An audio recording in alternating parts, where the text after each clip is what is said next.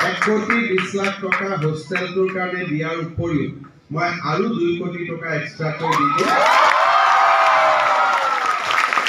Hello guys, welcome to my channel. I'm Muna Mr. Pallab. तो आज आम college Dr. Himanta Vishwakarma sir जाक आम मामा बुली कওঁ तो आम कलेज আজি तो बोलक आम कलेज जाऊँ और तक केनेকুৱা परिवेश হয় দেখুৱাম तो ভিডিঅ'টো চাই থাকক आरम्भ करूँ।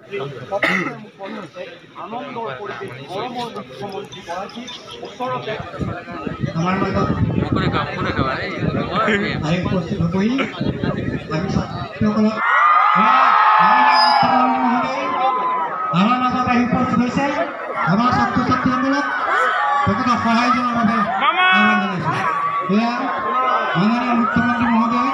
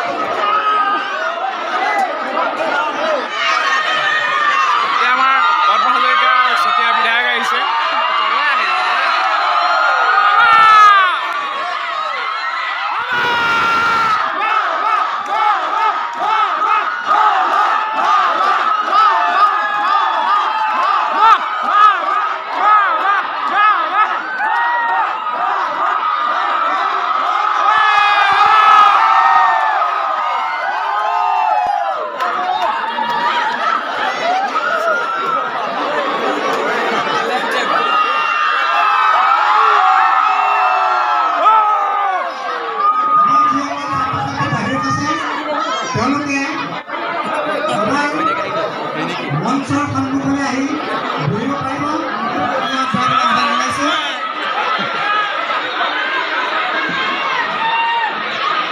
ভাৰতবৰ্ষৰ জনপ্ৰিয় মুখ্যমন্ত্ৰী হিচাপে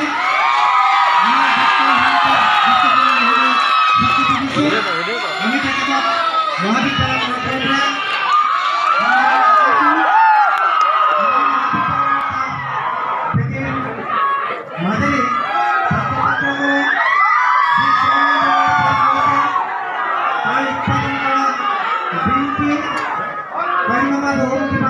মহাবিদ্যালয় ছাত্ৰ সন্থাৰ তৰফৰ পৰা মুখ্যমন্ত্ৰীক আদৰণি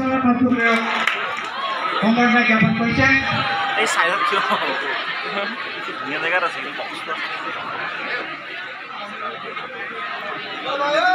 আমাৰ মাজত মহাবিদ্যালয়লৈ চিন্তাশীল ৰাজনীতিবিদ সুদক্ষ আৰু দূৰদৃষ্টি সম্পন্ন অসমৰ মাননীয় মুখ্যমন্ত্ৰী ডক্টৰ হিমন্ত বিশ্ব শৰ্মা ডাঙৰীয়াক মহাবিদ্যালয় পৰিয়ালৰ তৰফৰ পৰা উষ্ম আদৰণি জনাইছোঁ।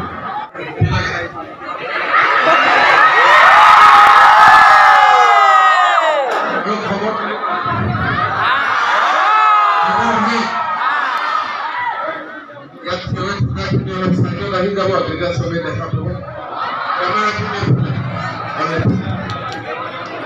22 তাৰিখে টিভি ৰাম মন্দিৰ উদ্বোধন হোৱা কিমানে চালে? কোনে কোনে চোৱা নাই?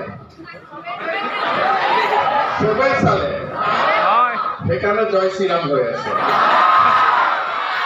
ঠিক আছে, একেলগে একবাৰ জয় জয় শ্ৰীৰাম।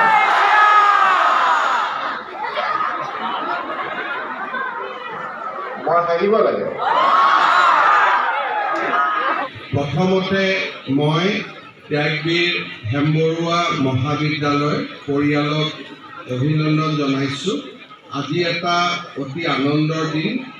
হীৰক জয়ন্তী বৰ্ষত ভৰি দিয়া এই মহাবিদ্যালয়ত আমি এটা ছাত্ৰী নিবাসৰ আধাৰশিলা স্থাপন কৰিলোঁ আৰু এটা আটাইতকৈ যিটো ডাঙৰ কাম সেইটো হ'ল যে ৰাষ্ট্ৰীয় শিক্ষা পৰিষদ NCTয়ে ভাৰতৰ কেইখনমান কলেজকে মাত্ৰ ইণ্টিগ্ৰেটেড BEd কলেজ কৰিবৰ বাবে অনুমতি দিছে আৰু ইয়াৰ ভিতৰত ত্যাগবীৰ হেমবৰুৱা মহাবিদ্যালয় অন্যতম। মই আৰু ভাৰতৰ বিভিন্ন ৰাজ্যৰ পৰা এই মহাবিদ্যালয়ত BEd পঢ়িবলৈ ছাত্ৰ ছাত্ৰী আহিছে।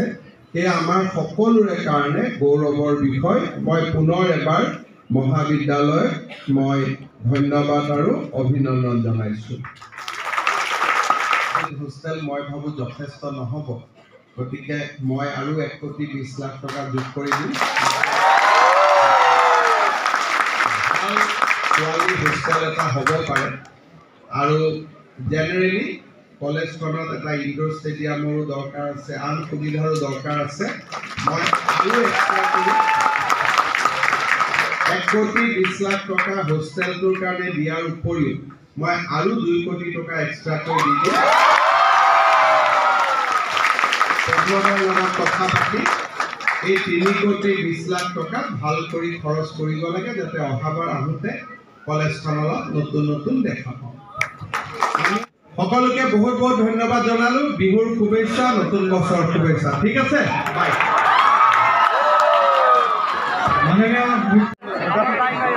গাড়ী গুচি গ'লে আমাৰ দিল্লীলৈ